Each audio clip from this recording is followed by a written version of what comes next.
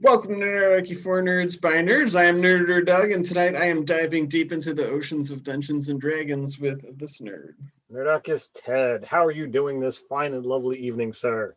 Good, like a crashing wave came over me, and I just decided to change it up right at the end there. Hey, that works for me. As we've kind of stated before, the content of these, live chats, we wind up, turning into, other ideas and thoughts and share it with our newsletter, which I've actually already gotten done. And for those of you poor souls who don't like puns, I apologize in advance for what I put in mine. But I had a lot of fun with my intro and outro with that, so I thought it was fun. I'm a big fan of puns, so I'm looking forward to reading that myself. And speaking of the newsletter, this week's hasn't gone out, and you mentioned creating stuff, and the topic of the one that's going out this week is time. And I know Nerdarchus Dave has created a time domain for clerics, amongst some other things in there. So if you go sign up, you can get a free gift and $9.99 in store credit, and you'll get that newsletter in your inbox before the end of the week. And every week you'll get cool stuff. So go check that out. So now let us, wave on over to Nice. the topic at hand of oceans. There's so many different directions that you could kind of, look. Sorry, I just said Dave did like a sneaky, funny Zoom chat and then walked away. So I just saw that. So the content of oceans, I think it's Deep. yeah. There's so many there's so many ways to really look at it. And I think most typical D&D adventures, when you talk about oceans, people just think about getting on a boat and traveling. Mm-hmm. It's tough because you have the concept of they're not really getting to go anywhere. The boat is moving. So while you contend with weather and other ships and sea monsters and what have you, most of the time, we wind up only seeing, the boat is a little bit of conveyance. Mm-hmm. And then occasionally something will happen. I've never actually been in a fully like, we are going to play a game on the ocean. And I'm totally drawing a blank, and my wife would be angry with me, but there's a movie that she loves Uh-huh. that, it's all about, there's one particular ship. Master and Commander. That's it. Thank you for calling it. My brain was going in, It's got Russell Crowe in it, man. If your wife likes it. Yes, yeah, Russell I'll take one. And it's a cool movie about sea voyages and stuff. Yes. I am totally on deck, on board with you with that too. Like those kind of movies really make you think like that, and even like Pirates of the Caribbean. It's more action packed and unrealistic, of course, but just that feeling of like what it is like to be on a ship. They're pretty big, right? I mean, they're big things, and like the cabins are pretty larger than you might think, and the deck, and it's sturdy and it's dangerous and scary when waves are, you're going like up a big wave in a storm and stuff. So those kind of things can really help sell a campaign like that too, because you'll be like evocative, even if it's not, like a combat situation, even just the description.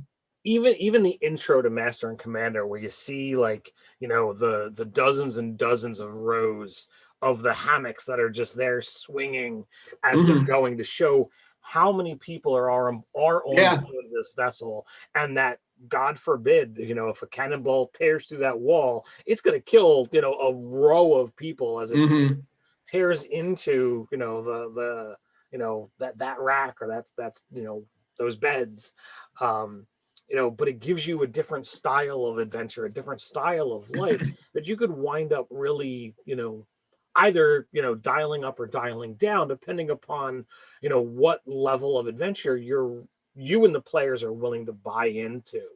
But I've never done that kind of game. And, part of me wonders, what does that look like? Are you doing more of a, we are pirate hunters, where you're out, similar to Master and Commander, or are you doing what you brought up, with Pirates of the Caribbean, where it's like a yo-yo, you're on and off the ship. The life is about the ship. You're there, but occasionally you need to step off and do other things. And, maybe that's where there are problems because you're used to being on the waves. So there's definitely a lot to consider there, a lot to unpack.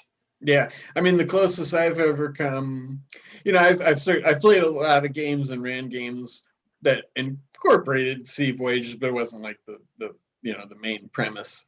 But probably that Spelljammer game that I ran for years. I mean, it was on a Sea of Stars, but similar in that sense of just being on the ship and being like away teams and deciding like, well, which NPCs should we bring with us and stuff.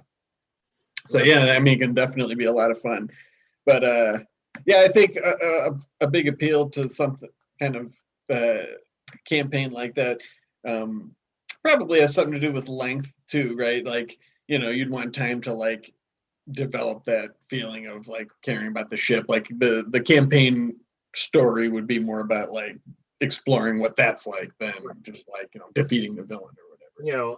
And because I don't have a whole lot of experience, with aquatic, I am going to do it as you did. I'm going to make references to some, science fiction shows that I've watched quite a bit of. Sure. Where the actual ship is a character, is an entity in and of itself. And, you see numerous references to, things that happen on the Enterprise and whatever iteration in. But even when they were doing Firefly, that Serenity herself was considered a character. And there was going to be, nuances, related to that.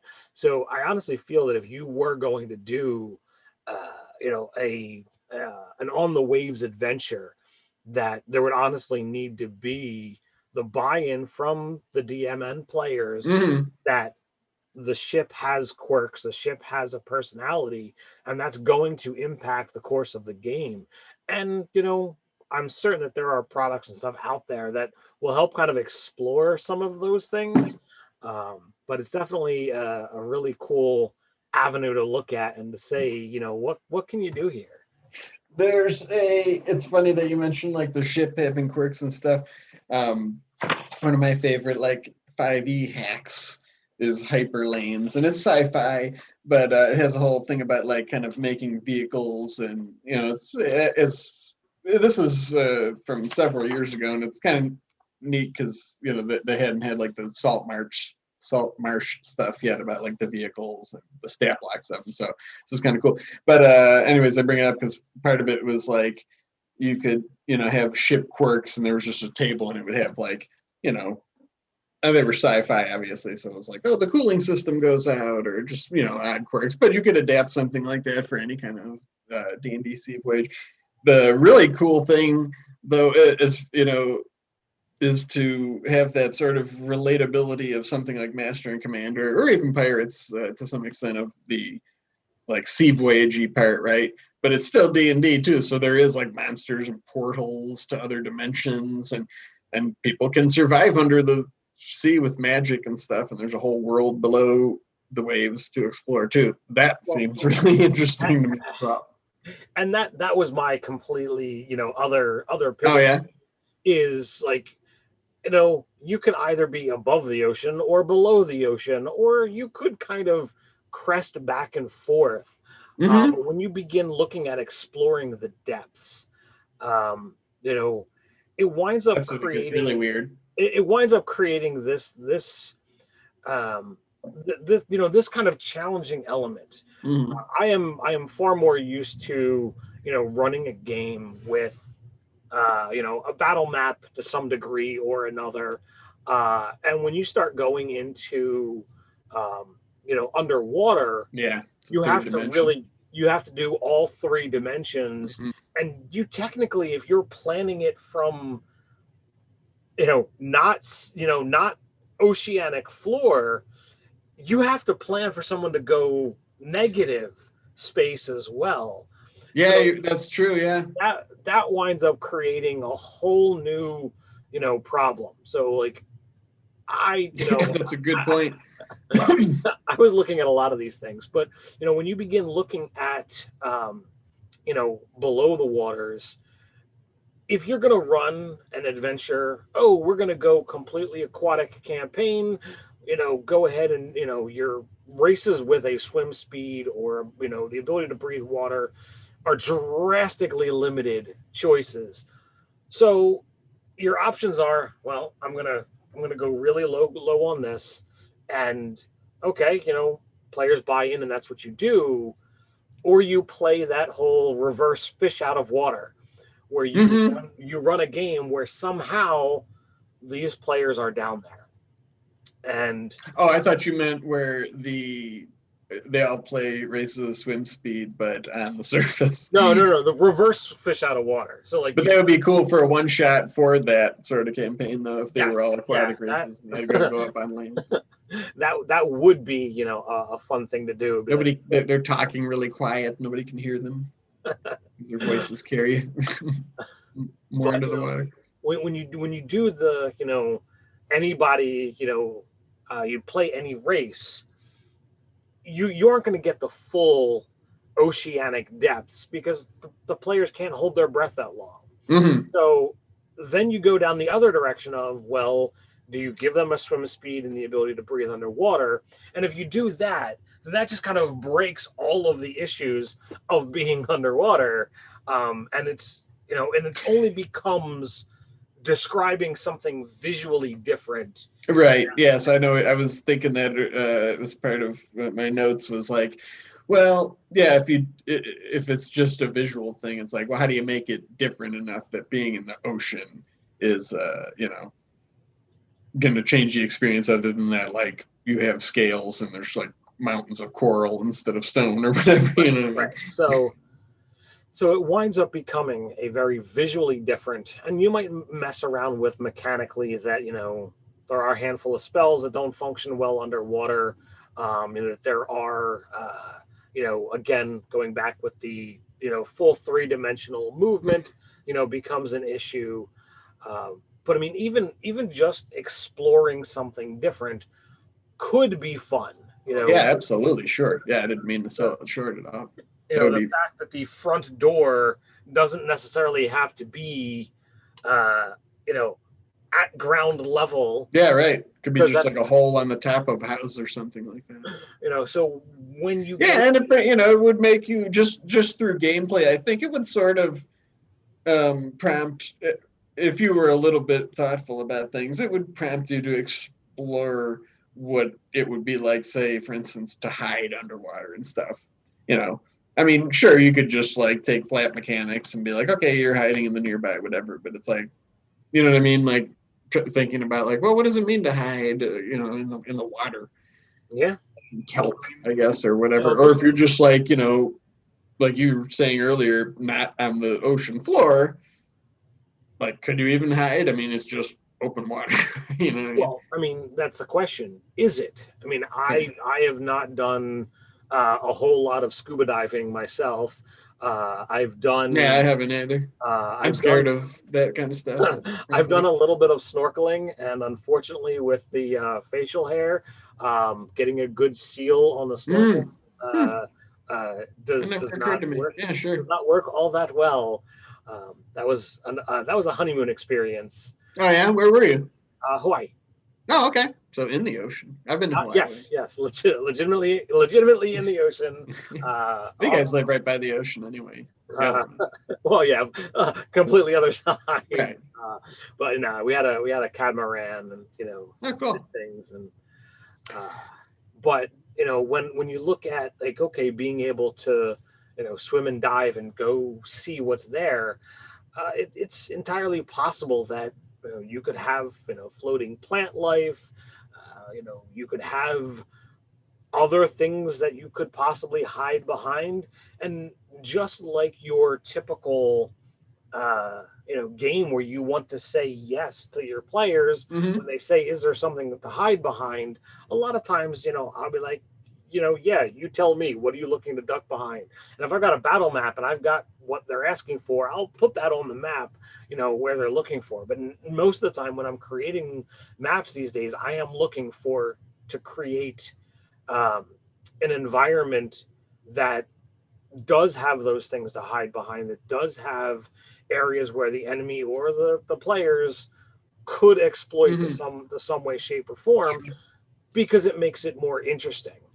So when I look at the corollary of the ocean, and typically I think things are far more terrible in the ocean, with things like dragon turtles, Sahagan, krakens, sharks, and so many other things. Hmm. That it is definitely a room for, holy crap, I need to be prepared to hide or get out of Yeah. Dodge. Hmm. Yeah, unless you're like an oceanographer or a marine biologist, I think it would behoove a DM to really involve the players in painting a scene and stuff too, because it's like, yeah, I mean, the ocean depths are.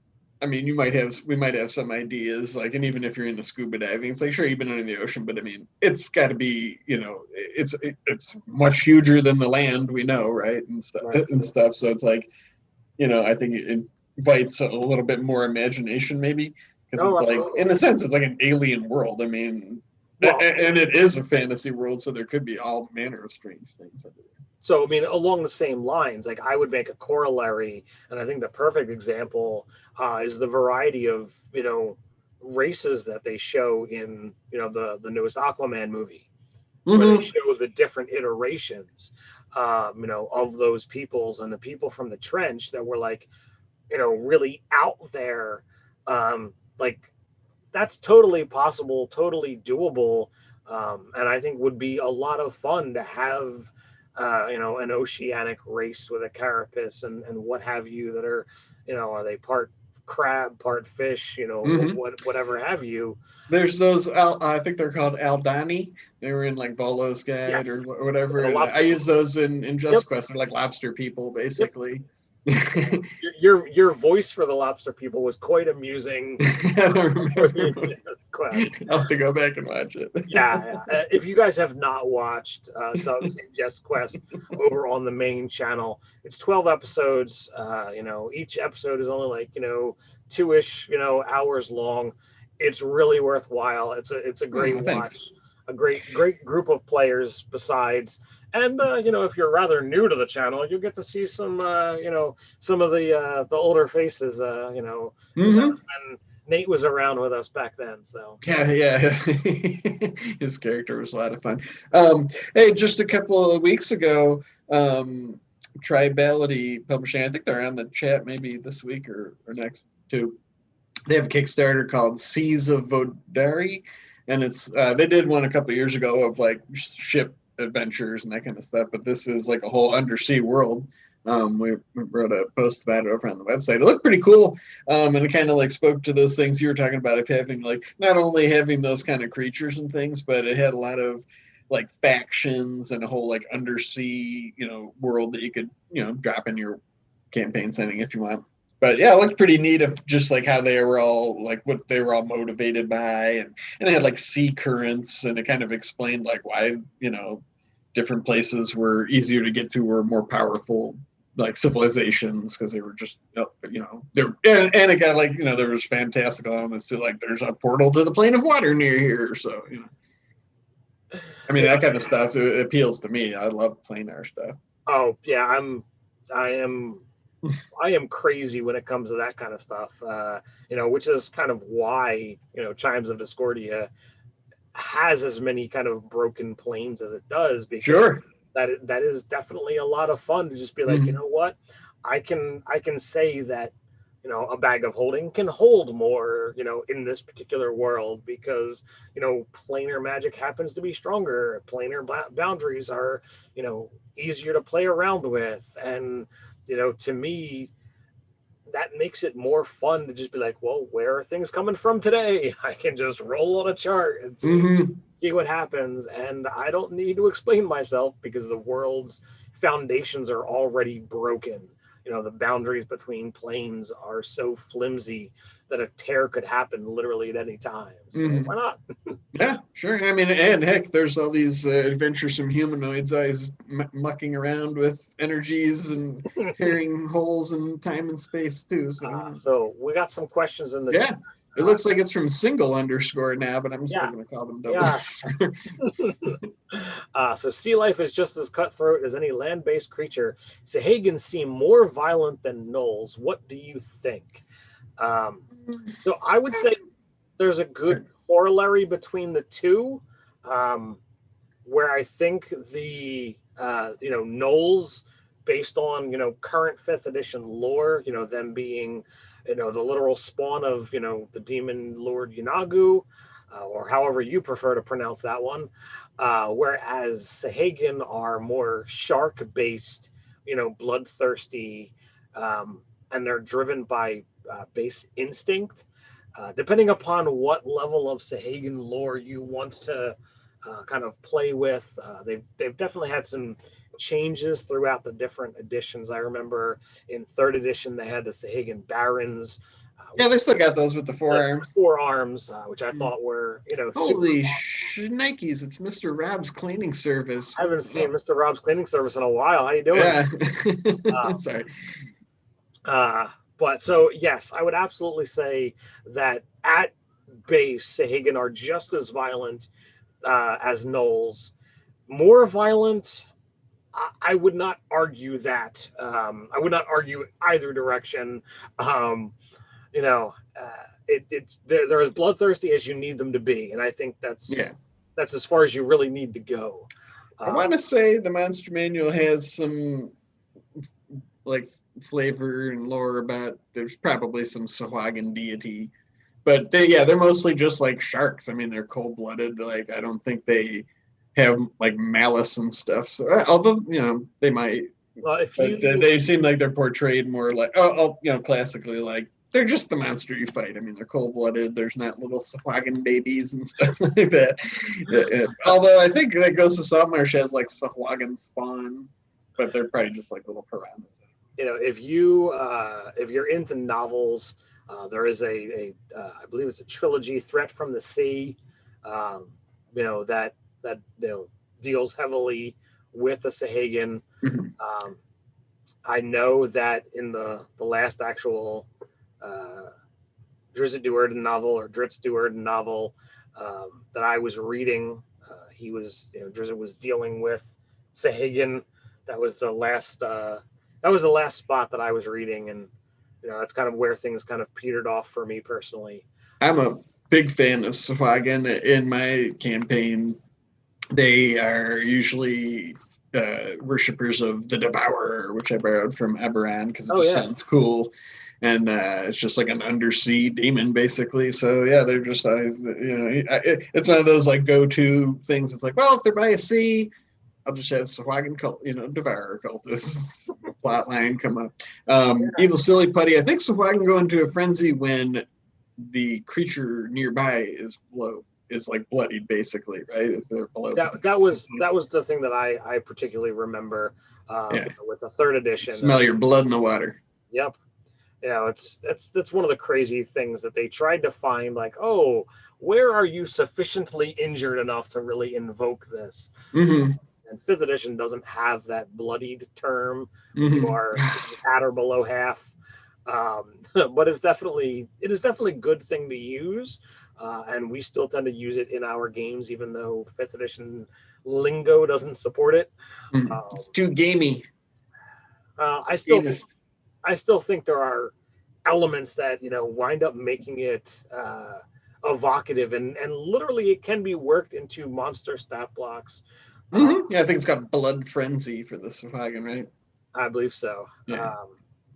But I mean, I think Sahuagin are cool as heck, man. Really, honestly, it's like I've used them at like they're an awesome like big threat for like first starting adventures, because like there's no way they're going to take on Sahuagin. They would get slaughtered. Oh God, yeah, by even like 1 or 2 of them at first level. But it's like they can be menacing if they see them or get away, or like oh yeah, like dip their toe in the water and there's Sahuagin nearby or whatever.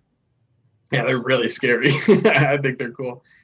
And a big part of it's because I played the Dungeons and Dragons Online MMO for a long time, and there's a lot of Sahuagin plot like adventures. So I just basically steal all out of that for my game. But they just seem cool. I mean, it's like if you're under the sea and you want a big threat, Sahuagin are like, those monstrous humanoid things like you use typically like orcs or gnolls for. Yeah, so, gnolls seem a little more like they want to slaughter and enjoy it though. Like I have to agree with you that there does seem to be a pleasure driven from pain. Yeah, from they want to make the things suffer as they eat them alive and stuff. So I'm gonna just they just want to kill you and eat you. Yep, or eat you as you die. Yeah, they're sharks basically. Speaking of too, just on a tangent, but like a were shark is like a freaking awesome, oceanic born enemy too. If you want, if you have a campaign like that. And there are some, if you're into figures, Reaper Minis has a handful of were shark minis. Oh yeah, that are out there. I don't think I've got mine up here anymore, but I had them up here for a while. Basically he had two pretty cool blades. That he wielded, but not like they're more like punch daggers or guitars. Oh, okay. Like shark teeth. Yeah, like that. Oh, that's pretty cool. So it's definitely a lot of fun.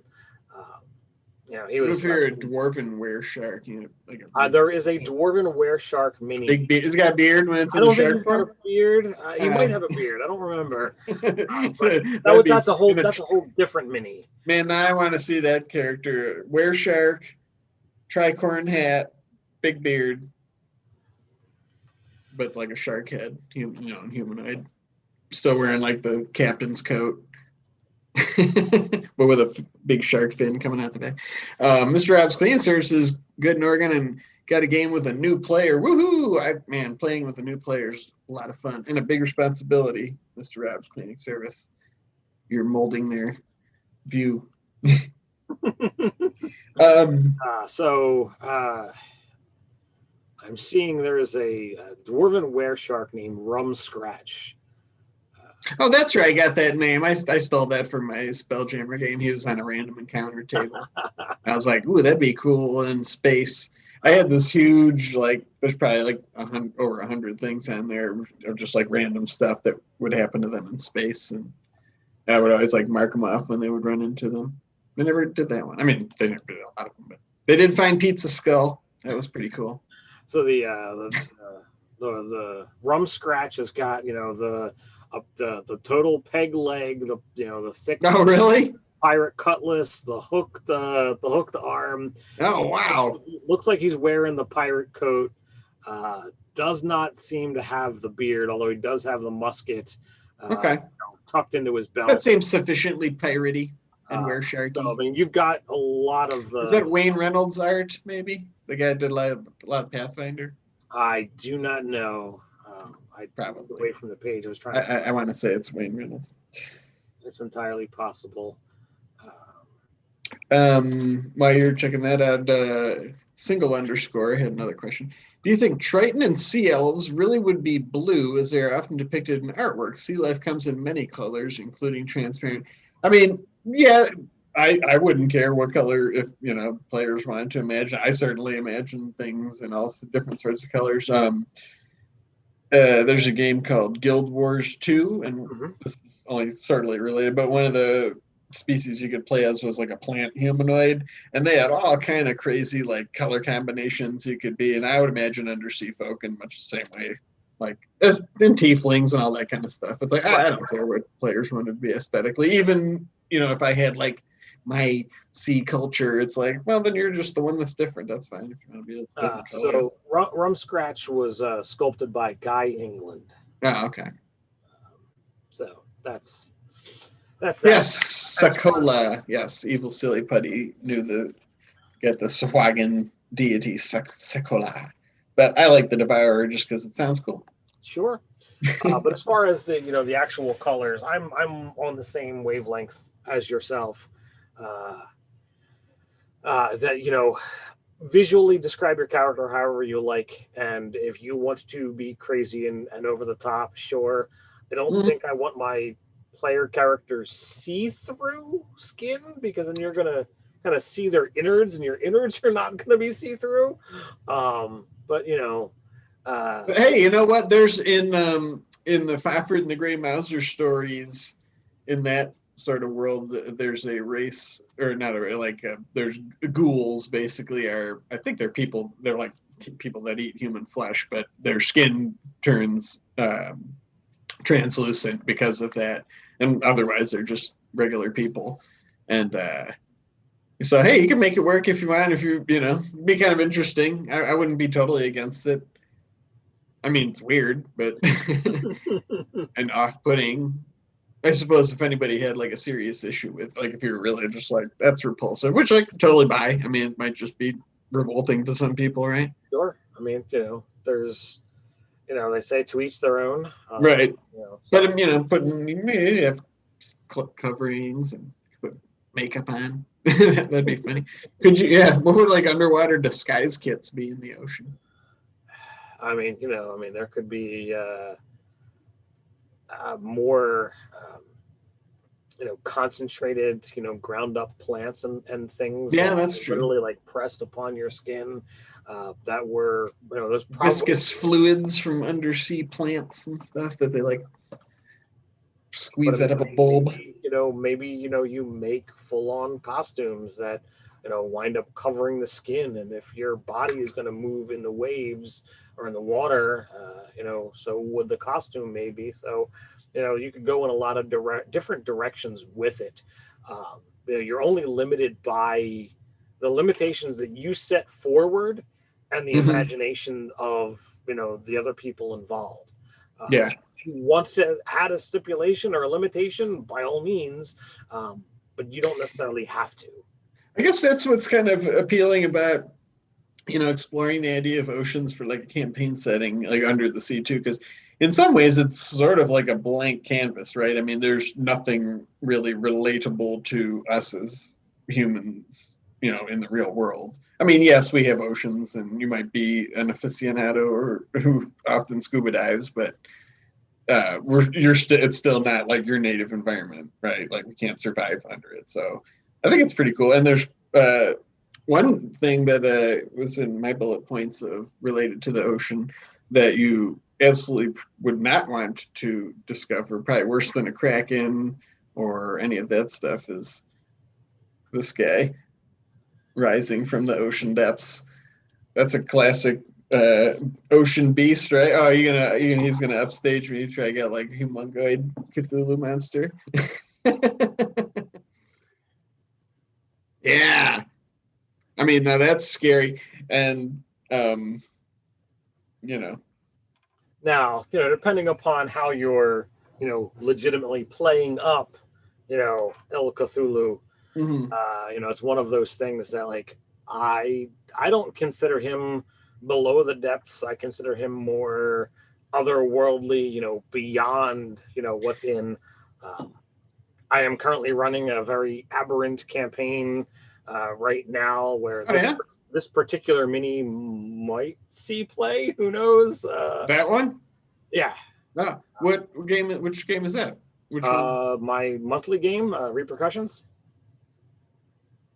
Oh, okay. This like So Saturday night. Your Saturday yeah, night one. yeah. My Oh, my okay. my once again once a night, once a month Saturday. That features aberrations lab.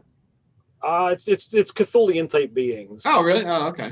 Yeah, the uh my second campaign that I ran with that particular group, was like a 12 episode Yeah, yeah. fight against Zoltan, and Zoltan basically called forth a meteor to strike it into the planet. Wow. And well, apparently, in calling forth whatever ritual magic he did, um, it wound up pulling numerous planetoid type objects Oh, into the that's cool. atmosphere, Sure. and it's called forth quite a number of these aberrant denizens. Okay. You know, What level are those characters? Right now they are 12, and when they kind of finish up the current plot thread, they'll get to 13. Oh, okay. As I say, there's I don't know if you looked at Star Spawn much, but it's like they're pretty hard hitting, I think. Yeah, that is on the radar to use. The if you get to it, there's I think it's the Star Spawn Hulk, and then the Star Spawn, maybe it's like a mage or something. But I didn't realize it at the time, but when I was using them in the game, like the one, if it takes like any psychic damage, it's like negated, and it instead like emits it in like a 30-foot radius, and the Hulk does that.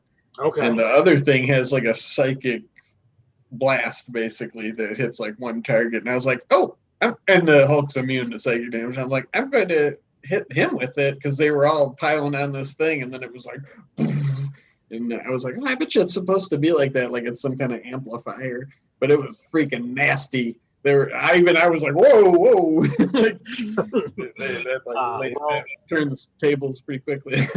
they're a hard hitting team, and they soloed as a second encounter for the day, a CR-15. Okay. So like, yeah, that's true. You got some crunchy vets in there. Single underscore brings up, I was just thinking about that. I don't know if you've seen that movie Underwater.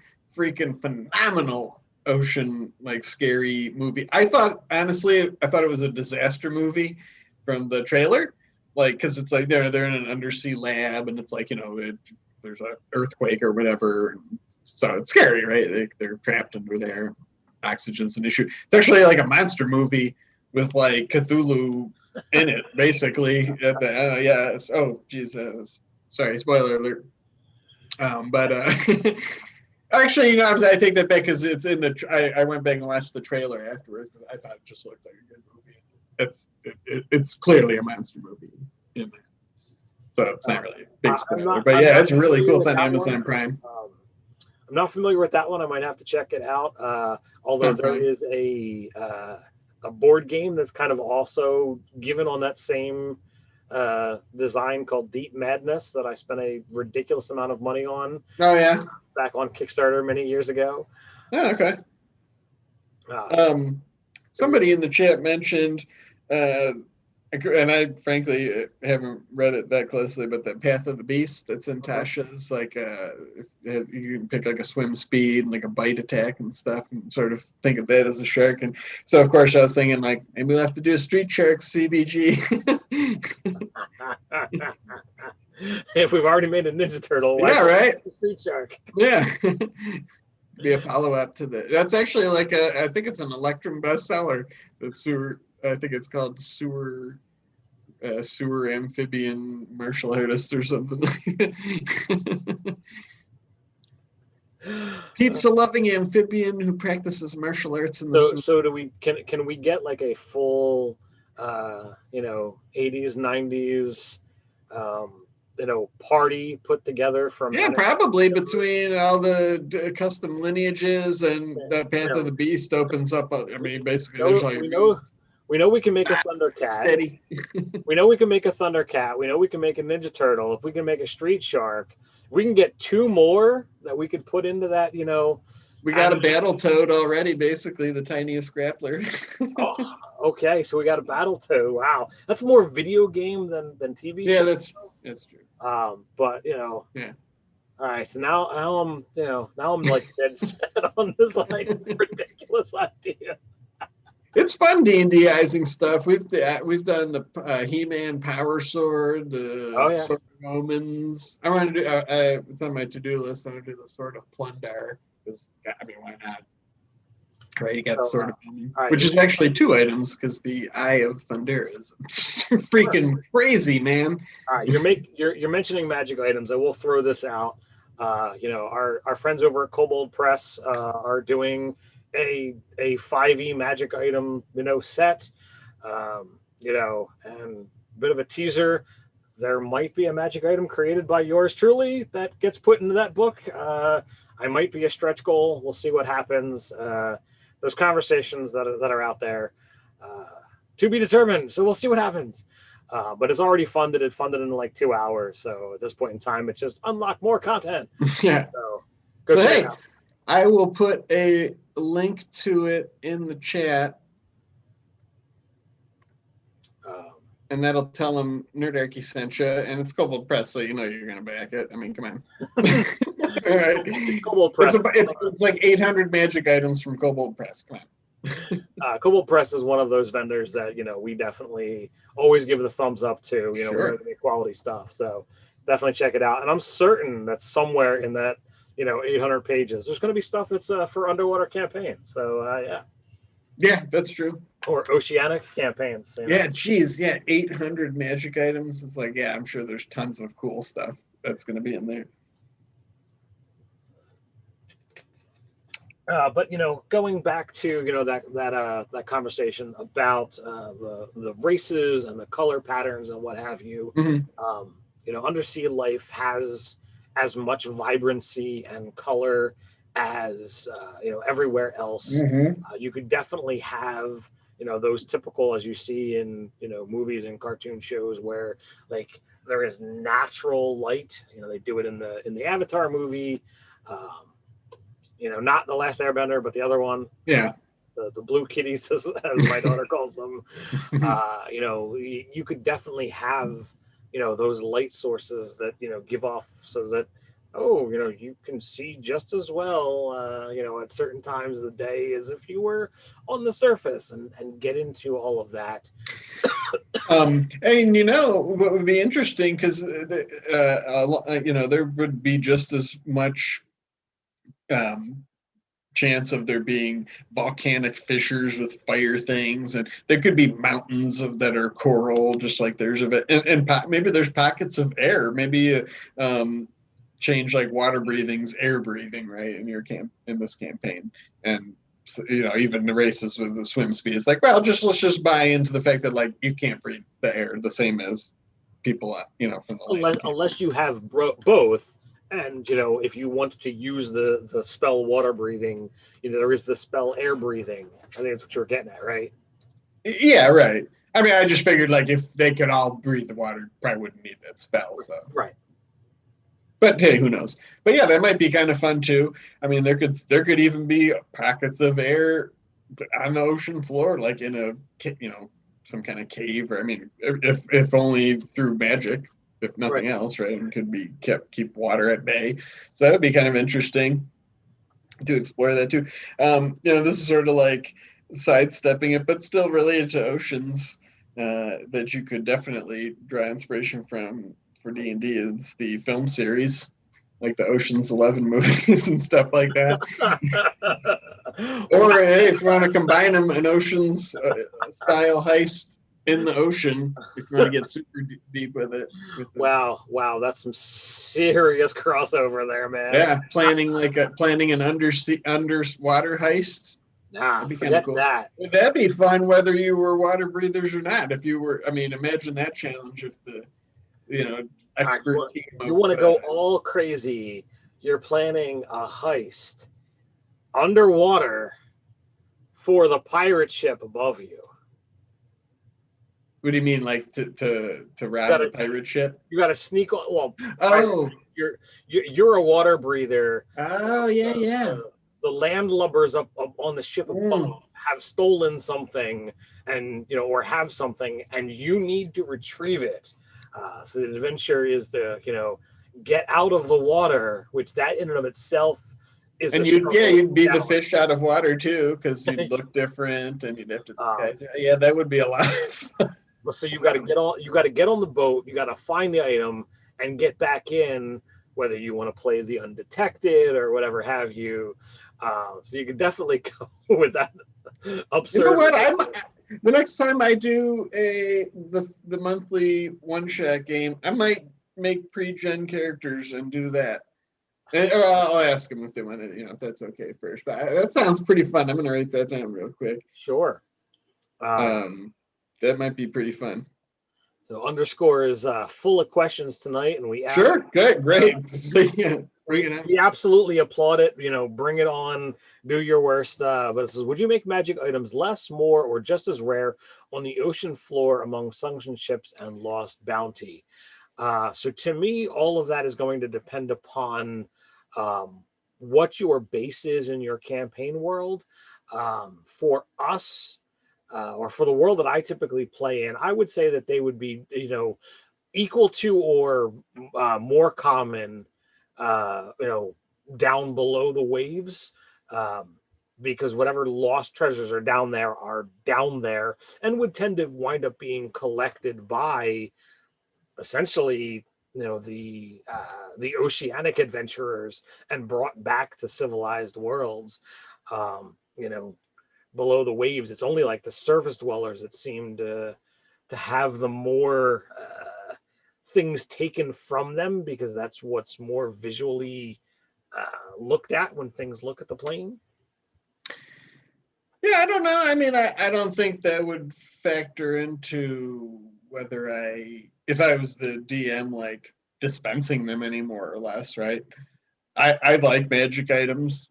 I have thought a lot about it in 5e. It is a little tricky only because over the time, the editions, like most of your characters' powers come from themselves, whereas in earlier editions, a lot of it came from magic items. So while people get less magic items generally on average these days, you have a lot more powers that you could do, and nothing can take that away from you. But that being said, I like handing out magic items, and I like and getting them as a player, and I like ones that just do stuff.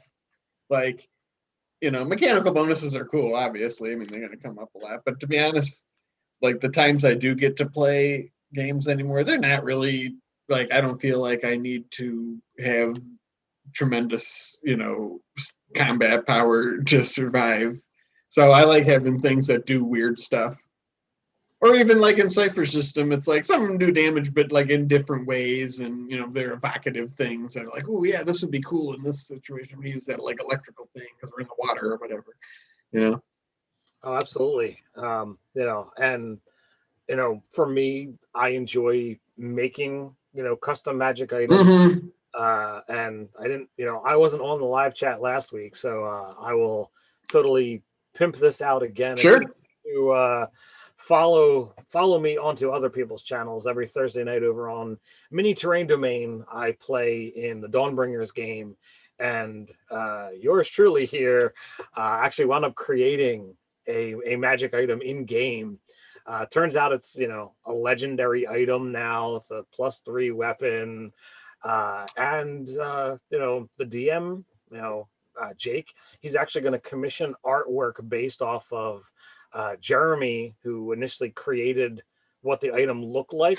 Oh, wow. Oh, that's right. Yeah, you forged. And then my modifications to it.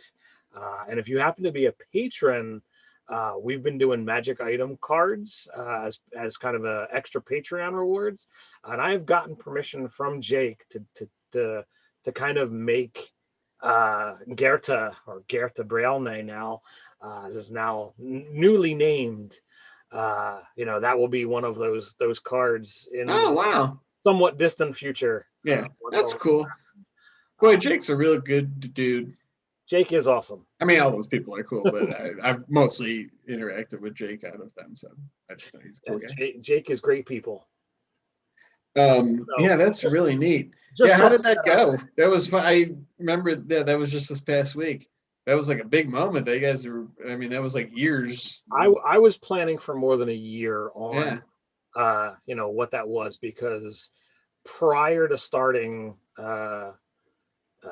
campaign 4 or season 4, I was already in process of, thinking about what does this look like for a character. And I know that this is a wide tangent from Oceans, but go ahead, man. Magic items and heirlooms, things that a character's like, this is my weapon of choice, I want to use it. I feel that kind of thing should be honored. And as a player in that game, where I worship the god of forging, you know what, darn it, I can make a magic item. I can totally do the Brunar Battle Hammer, making Aegis Fang in my game. I'm gonna do it. And so I wound up, at the end of the session one day asking, Jeremy and Jake to stay behind. And I'm like, all right, here's my thoughts. And they were both blown away by it. And then, as we got closer and closer to, the time frame, I was just making mental notes and designing this whole magic item, kind of ritual or ceremony. And I brought, the other characters into it. I got, this person, kind of working the flames, and I got, the bard in the party to offer inspiration because I absolutely need it, because, I don't have expertise in, using a forging hammer. I just kind of do it. So sure. But it was an absolute blast. Everybody seemed to really dig it. And that was like something that you were like doing along the way too, right? Like yes. You had to it was like part of your quest, and like so getting things for it and stuff. I was like, at one point in time, spoilers, Talmud, who is the one who owns Gertha, destroyed a shrine of a Shardalon. And we had already at that point in time knew that at some point in time we were going to have to fight a Shardalon. So I'm like, all right, what if I took this, because this is a symbol of a future enemy, and he broke it. So I'm gonna take that. And here's this silver goblet that is a note to a Shardalon. So I'm gonna melt that down as an emblem of destruction and recreation. So like I was just, I had a Google Doc that had all of the the party loot on it. And then at the bottom of that, I would just make my notes on, what I was taking and what I was doing, and, how it was being transformed and how I was bringing everybody in. And, and none of the other players knew that. Yeah. Oh, wow. That must've been super cool session. It was just his last one, huh? It was 2 sessions ago that it was 2 sessions. Okay. And last session they unveiled what it was. Oh, okay. So wow, that's a lot of fun. That's really cool story. Yeah, it was an absolute blast. So you can head over you can watch the games live on Twitch, 8:30 Eastern on Thursday nights, over on Mini Terrain Domain on Twitch, or you can catch them once they go over to YouTube. Campaign's been going for a while. We're on season 5 at this point. Yeah, but it's an absolute blast. So one super duper easy way to get your sea legs real quick, if you're a character, is take a quick 2-level dip into Druid and choose the Circle of Salt, which I hadn't looked at in a while. It's in Wizard's Wake, one of our products over in the store.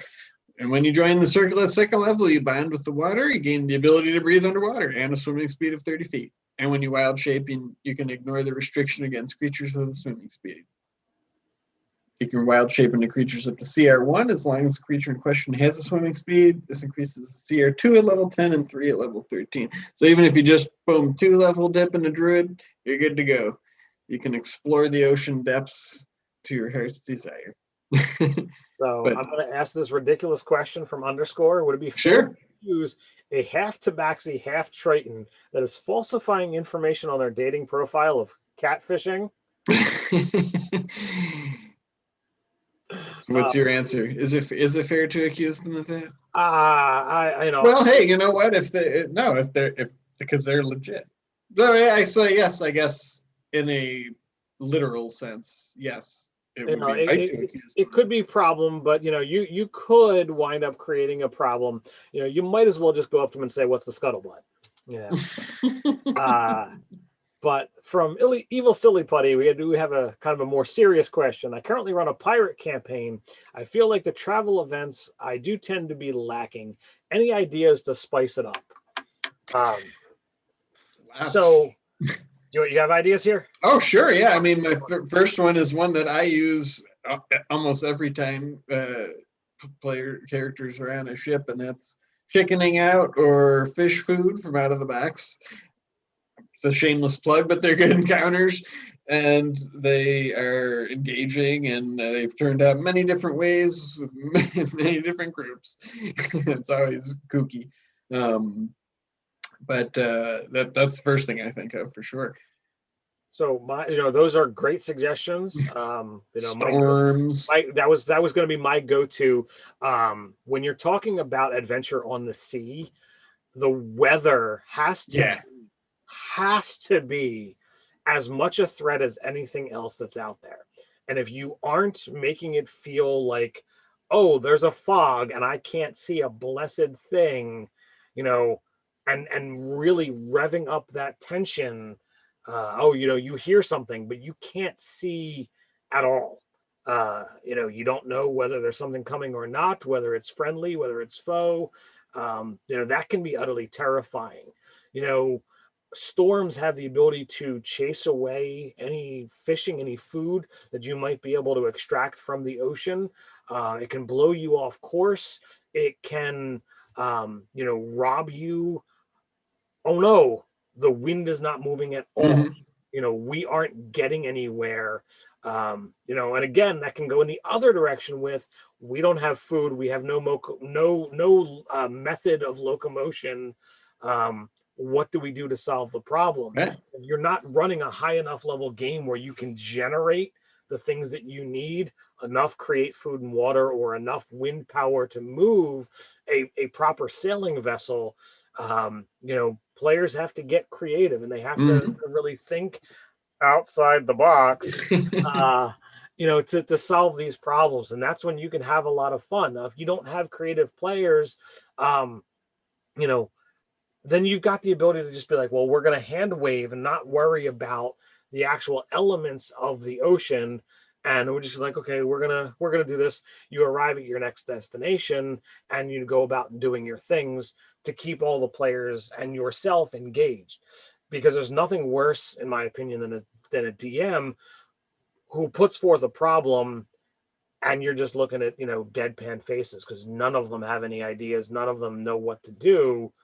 And once you've presented a problem that they don't feel comfortable and confident in dealing with, you either have to unveil your hand and fix the problem for them, which is anticlimactic, or allow the problem to unfold and let them just deal with the consequences. Right. Like, so if you took that to an absurd conclusion, like say you're on a ship in the ocean, there's no wind, even if they have those spells, I mean, like control wind lasts for what, a minute, maybe, or 10 minutes. So it's like, okay, so even if you blow all your spell slots, you can blow the wind for an hour, maybe, of the day.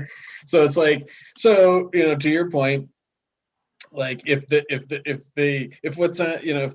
what the characters can do isn't solving the problem, and you're not providing any opportunities or avenues to them solving the problem, then you're just kind of at a stalemate. And I guess if you really feel stuck, you could just hand wave it and be like, okay, you get to shore. And it's like, sure, you want to assume sure, for 60 minutes a day we blew all our spell slots to control the wind, and it took us 6 months to get it. It's like, if that if it's that dead, just hand wave it. But if you want to make it exciting, like you said, I think you got to have investment from the players.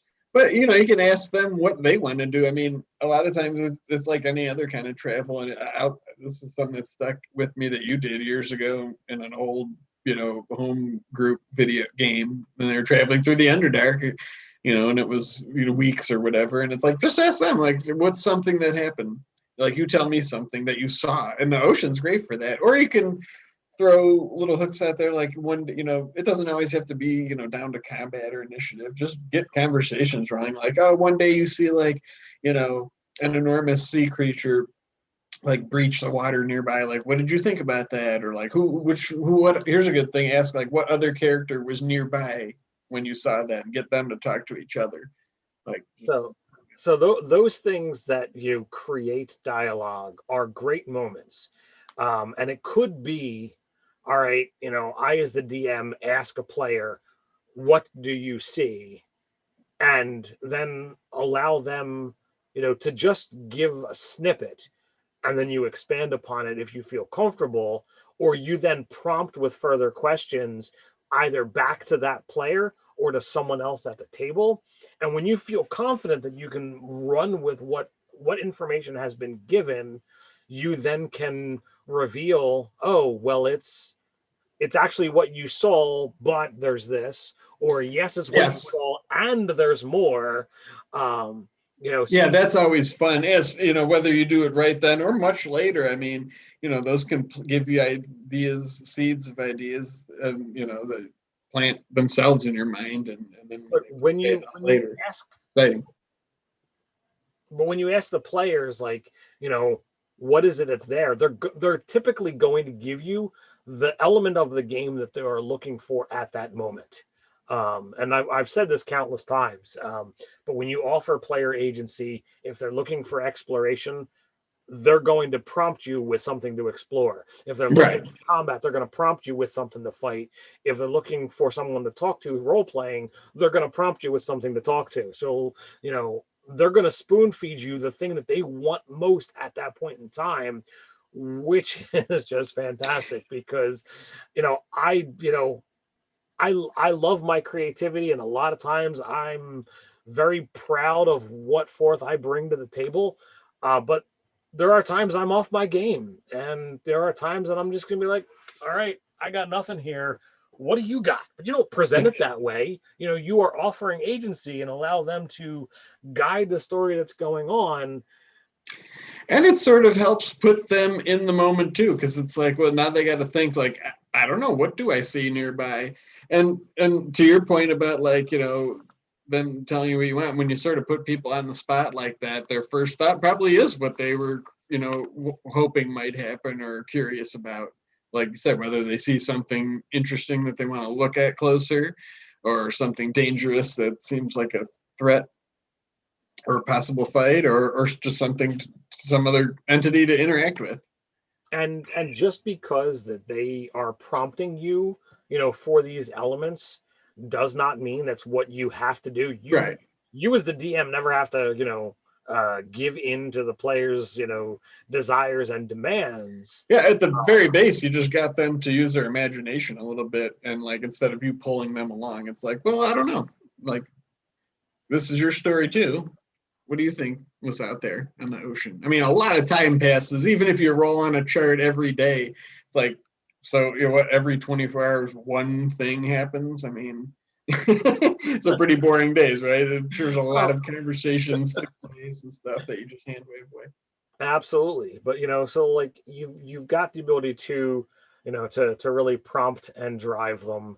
Mm-hmm. You've got the ability to, get out of them what they're looking for.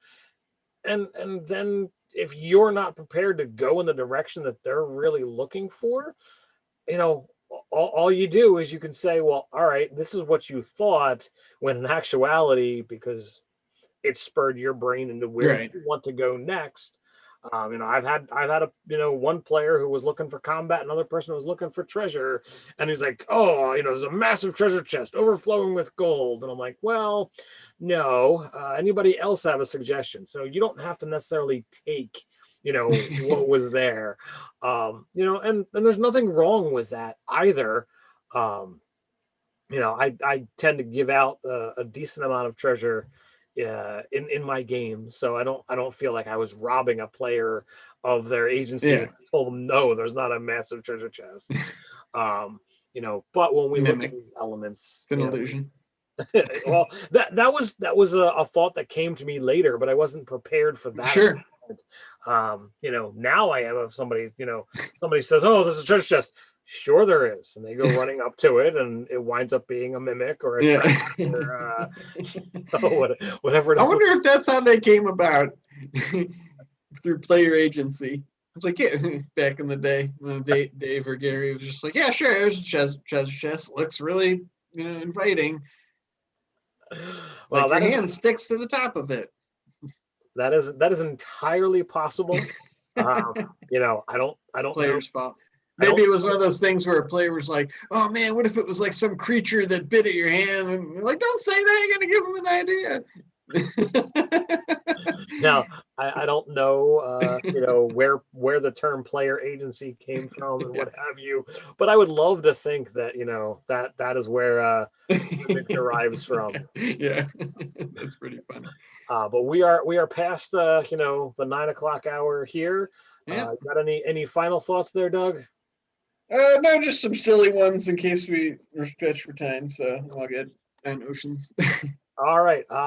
You can tune back in tomorrow with the live chat with Dave at noon. Then you can come back tomorrow night for some Dungeons and Delving.